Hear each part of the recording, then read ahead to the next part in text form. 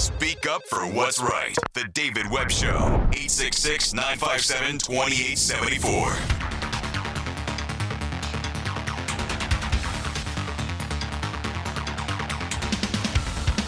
866-95-PATRIOT, 957-2874.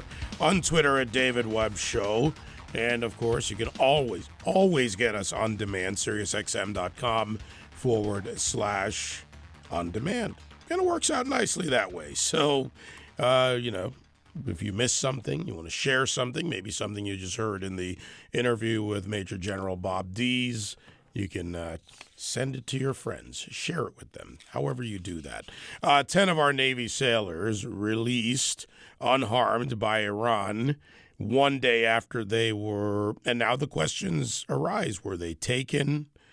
Was there a problem with the boat? We're getting conflicting reports that conflict with the early reports from both the Obama administration and Iran's senior military leadership.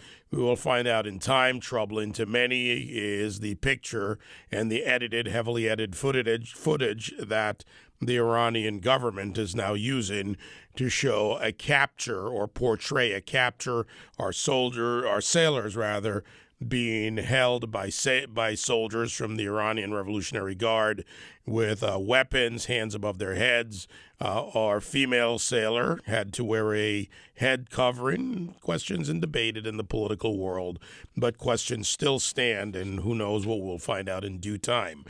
Another area and a problem that is unresolved and has been unresolved for many years, for decades, as a matter of fact, is the issue of North Korea. The back and forth of late has been everything from broadcasts from South Korea into North Korea. Now we have a response with drones dropping leaflets from and balloons dropping leaflets from North Korea into South Korea, and the back and forth continues. But the real question, and the important question that plagues many right now, is the test or the supposed test of a hydrogen bomb. There was a vote in the House, and both Republicans and Democrats voted to unanimously impose harsher legislation. Back to the show, an old friend of the show, not an old man, but an old friend of the show, Dr. William Parker, Chief Operating Officer at the East-West Institute, former senior naval officer with a PhD from George Mason in molecular biology. Too many PhDs here, or too many degrees, molecular and microbiology, and a master's in public administration from the JFK School of Government at Harvard, and so much more. You are just a man of many letters and much experience, my friend. How are you? David, I'm doing great. It's always good to be on your show and talk to your great audience. Well, good to have you here. And by the way, I should mention that you have a forthcoming book in 2016, Guaranteeing America's Security in the 21st Century. Of course, we fully expect you to come on here and tell us all about the book when it's time to get it out to the rest of the world. Let's tackle the issue of North Korea. But first, how you would see this from the East-West Institute's perspective, what you do at the Institute. That's great. I'll tell you, at East West, what we do is we really work to reduce international conflict. And you've worked with us before in other organizations. But at the end of the day, what we do is we look at those seemingly intractable problems that threaten world security, and we work to stabilize those by working what I'll call above and below the waterline. But we work with leaders around the world to ensure that the world stays as safe as we can possibly keep it. And as bad as things are today, they can be a lot worse if you don't have these kind of conversations on a regular basis. I mentioned North Korea in my introduction. A pause for a moment before we get to North Korea, and if I could interject here, your quick thought on what happened near the island of Farsi with Iran and our riverine boats. Sure. I've spent a decent amount of time over there, about, 16, 17 years of my career was spent transiting back and forth in that area. I can assure you of this. They were well-trained, great Americans that were on those boats. Those Navy sailors are among the best that the nation has to offer.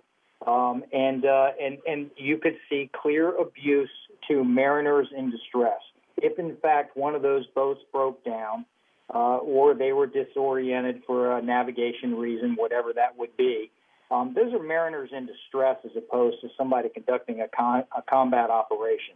It's certainly reasonable that if you have two militaries and perhaps one strayed into the other's water, I don't know that for sure, that they'd perhaps want to make sure that folks weren't armed to injure them or fight back. You could argue that point perhaps, but what you can't argue is that those mariners should have instantly been turned back over, helped out, given water, help them with their engines, whatever needed, and then turn right back over to the United States Navy.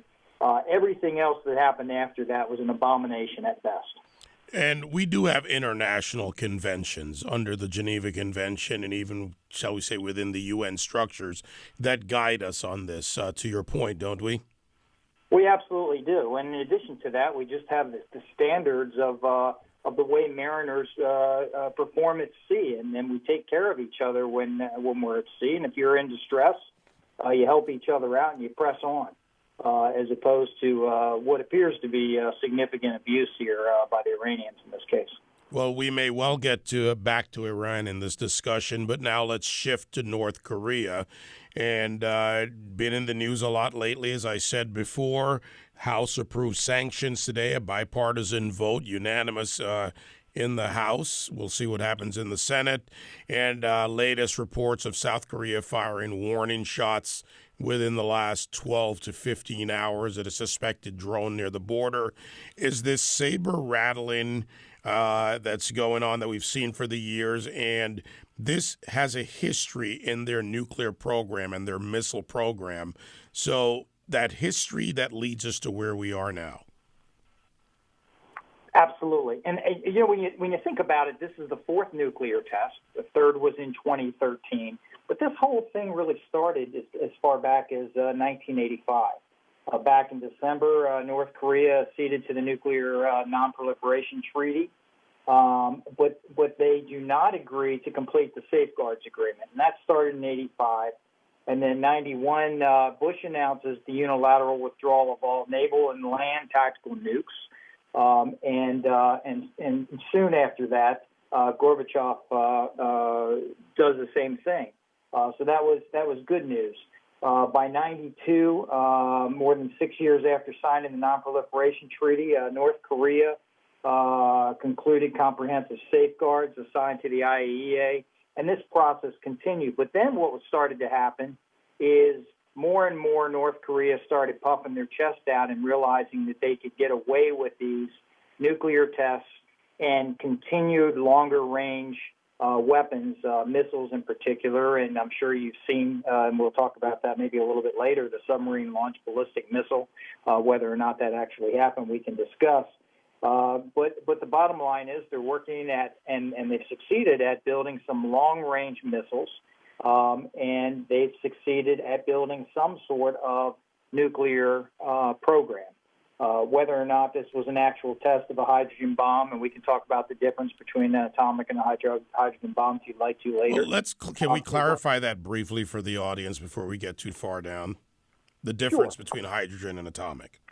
Sure. So when you talk about the difference between the two, really what you're talking about is the difference between fusion and fission. Okay, so an atomic bomb is all about fission. You're breaking up large atoms, they're either uranium or plutonium, and you're doing that in a supercritical chain reaction. A hydrogen bomb, you've also probably heard of, called a thermonuclear bomb. It uses fusion in a chain reaction. Now, in order to start that chain reaction, you have to get something that gets real hot. And it ends up the only thing we can get hot enough is an atomic bomb. So when you're talking hydrogen bomb or thermonuclear bomb, what it really is it starts with an atomic bomb and then starts that chain reaction to trigger it, and then proceeds from there. Okay, now let's move along. My guest, by the way, Dr. William Parker, retired naval officer and chief operating officer at the East-West Institute. So now let's get back in this North Korean, and I'm glad we clarified that. You know, often people hear the terms, they're not sure. But now, you know, the brag, and that's what I call it, that North Korea says we now can reach the United States.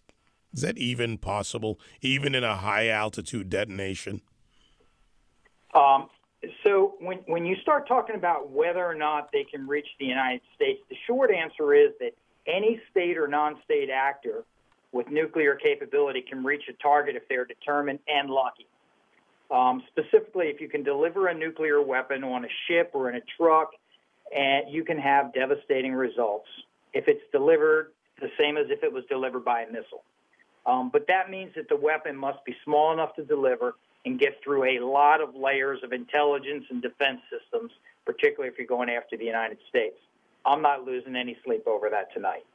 Now, as far as missile system delivery specifically, there are two likely scenarios that the North Koreans would probably be working towards, and I think are working towards. The first is a submarine-launched ballistic missile. And you can look at a submarine moving close enough to our shores to deliver a weapon. But the North Koreans really have two challenges. First, they actually have to successfully shoot, and the one they used was a Blukensong, the KN-11 SLBM, and you've probably seen footage on that. Frankly, I looked at it. It looks like a Scud missile that's photoshopped pretty well. So good on them if that's actually a Photoshop. But that's what it looks like to me, is a Scud missile coming out of the water. And then secondly, you have to have a small enough nuclear warhead that can get on that missile, and that's not an insignificant or insurmountable thing. And then the second option is, besides the SLBM, is the ICBM, the Intercontinental Ballistic Missile. And so, yes, they have missiles that can reach the United States. I mean, when you look at the ranges from their capital to Seoul, it's about 120 miles. To Tokyo is about 800 miles. To Hawaii is about 4,500 miles or so. San Diego add another about 6,000 miles, and then to D.C. would be about 7,000, just short of that. They have some missiles that can certainly reach Hawaii, but there's a huge difference between having a missile that can fly that far and a missile that you can put a warhead on. And then on top of that, the United States Navy and the Air Force and others have a pretty darn good system to be able to take stuff like that out of the sky. So, again, I'm not losing any sleep over that tonight. But this is an issue we need to start dealing with seriously. And I know several presidents have worked hard at this, but we need to keep pushing. And I really applaud both sides of the House and Senate or the House for voting on this today. Let's, before we go into a greater threat that you've discussed before, and that is in biological weapons, there is a tie here, and I don't want to get too far off, but I want to connect a dot, and that is the dot between North Korea and Iran.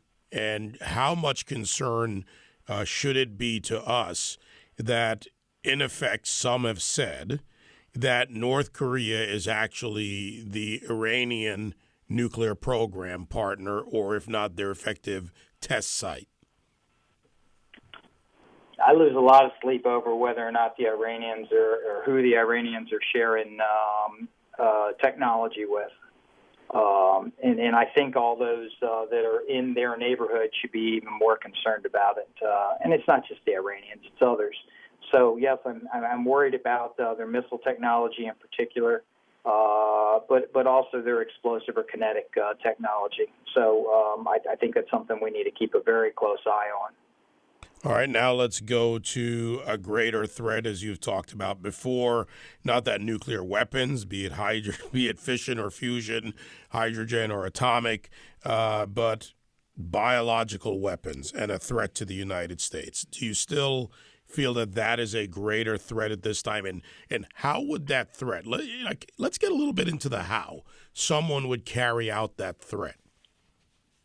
Okay, I'm not going to do a how-to because I think that would be a bad idea.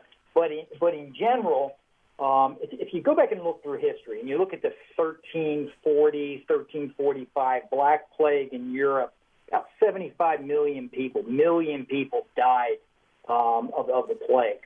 Now compare that, if you will, to Hiroshima, where between 60 and 80,000 died, and Nagasaki 70,000 died. So that's, believe me, I'm not saying that's not an insignificant. One person is insignificant, but the death of 150,000 is a lot of people. But it's very small compared to 75 million people that died of the Black Plague.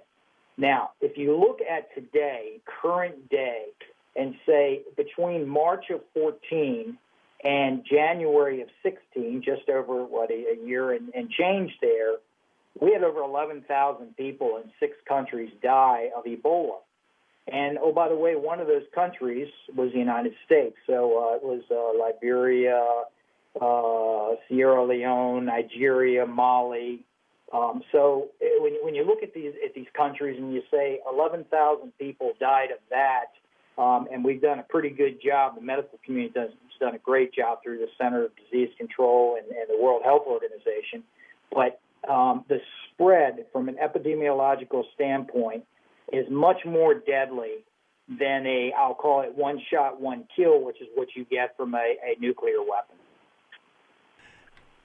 And again, I we don't want to carry out a class here, which I know you're more than well qualified with your background to do, but we don't want to carry out a class. But defense against biological, medical community, the public, the role of the public and the role of the government. Right.